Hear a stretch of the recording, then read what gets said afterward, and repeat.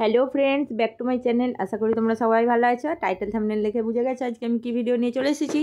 আজকে আমি যেই ভিডিও নিয়ে এসেছি খুব উপকারী একটা ভিডিও, ছোট্ট ছোট্ট বাচ্চার মা যারা, বাচ্চাদের খুব কাজে লাগবে। তো ভিডিওটা আমার মন দিয়ে দেখতে থাকো, তোমাদের কাজে আসবে। তো বাচ্চার ওয়েট খুবই কম, অনেক বাচ্চা আছে যা ওয়েট বাড়তে চায়নি, মায়ের দুধ খেয়ে বলো বা ফর্মুলা মিল্ক যাই খেয়ে বলো, বাচ্চাদের ওয়েট কিন্তু বাড়তে চায়নি। ওয়েট সেইভাবে না বাড়লে মায়েদের তো দুশ্চিন্তা থাকে, তাই দুশ্চিন্তা করার কোনো চিন্তা নেই। তো আমি যেই ভিডিও নিয়ে এসেছি এইটা খাওয়াও, আশা করি তোমাদের বাচ্চারাও ওয়েট বাড়তে থাকবে। তো আমি নিজেও ফল বুঝতে পারছি, আমি খাওয়াই আমার বাচ্চাকে, তো তোমাদেরকেও সেটাই তাই দেখিয়ে শেয়ার করে দিলাম। তো চলো ভিডিওতে চলে আসি।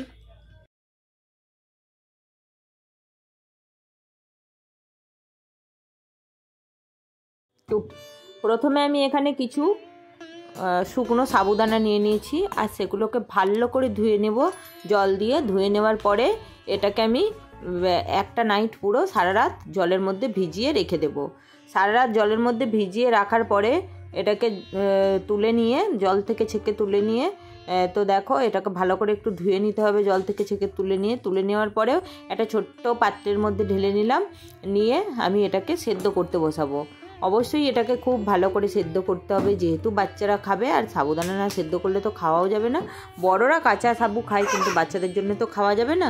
তো এটাকে খুব ভালো করে আগে সেদ্ধ করে নেব। তো জল দিয়ে দিলাম, আর বেশ কিছুটা পরিমাণে জল দেবে, কেন সাবুটা যতটা হবে তার থেকে বেশি করে জল দিতে হবে, তবে সাবুটা সুন্দরভাবে সেদ্ধ হবে।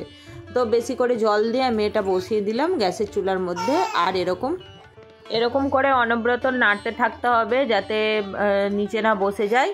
তো যাই হোক, দেখো ফুটতে শুরু করে দিয়েছে সাবুদানাগুলো। ফুটতেই সাবুদানাতে যে সাদা সাদা কালারটা আছে, এই সাদা কালারটা থাকবে না, দেখবে জলের মতো কালার যখন হয়ে যাবে তখন জানবে যে সাবুদানাটা তৈরি হয়ে গেছে, সেদ্ধ হয়ে গেছে ভালো করে। তো এটা চলো সেদ্ধ হতে থাকুক। আর ভিডিওটা চলাকালীন একটাই রিকোয়েস্ট, ভিডিওটা ভালো লাগলে লাইক করো, কমেন্ট করো, শেয়ার করো। আর যারা আমার চ্যানেলে নতুন এসেছো তারা অবশ্যই করে চ্যানেলটা সাবস্ক্রাইব করে পাশে থাকা বেল বাটনটি বাজিয়ে দিও, যাতে আমার ভিডিও সবার আগে দেখতে পাও। তো দেখো সাবুটা তৎক্ষণ সিদ্ধ হোক।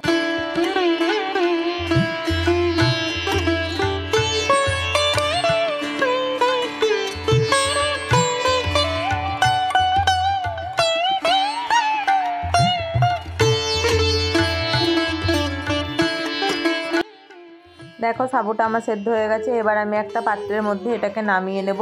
দেখতে পাচ্ছ সাবুটা কেমন পুরো জলের মতন দানা দানা হয়ে গেছে। তো এরকম একটু পাতলা পাতলা করে সাবুটা রান্না করবে, তবেই বাচ্চাদের খেতে সুবিধা হবে, যেন গোলা গোলা হয়ে যায়। তো এটাকে আমি ঢেলে নিলাম একটা পাত্রের মধ্যে।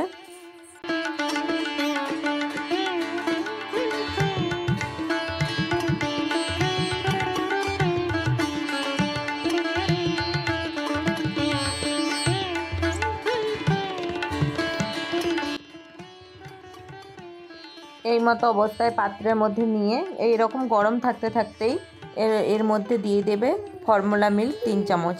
একদম চিনি বা মিজরি ইউজ করবে না, বাচ্চারা 1 বছর বয়স অবধি মিজরি বা চিনি এইসব কিন্তু ইউজ করা যাবে না। আর বাচ্চার দিকে চিনি তো অবশ্যই দেওয়া উচিত নয়। তো যাই হোক, এই দুধটা মিশিয়ে দিলে একটু মিষ্টি মিষ্টি হয়ে যাবে, তো ওরা অনায়াসেই খেয়ে নেবে। তো এইরকমভাবে ফর্মুলা মিল্কটা মিশিয়ে নিও।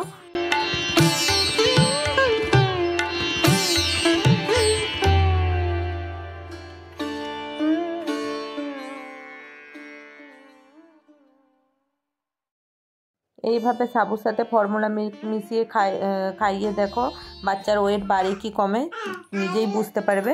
তো চলো আজকে আসি নতুন একটা ভিডিও নিয়ে, আবার আসবো খুব তাড়াতাড়ি। ততক্ষণ ভালো থেকো, সুস্থ থেকো, সাবধানে থেকো, টাটা।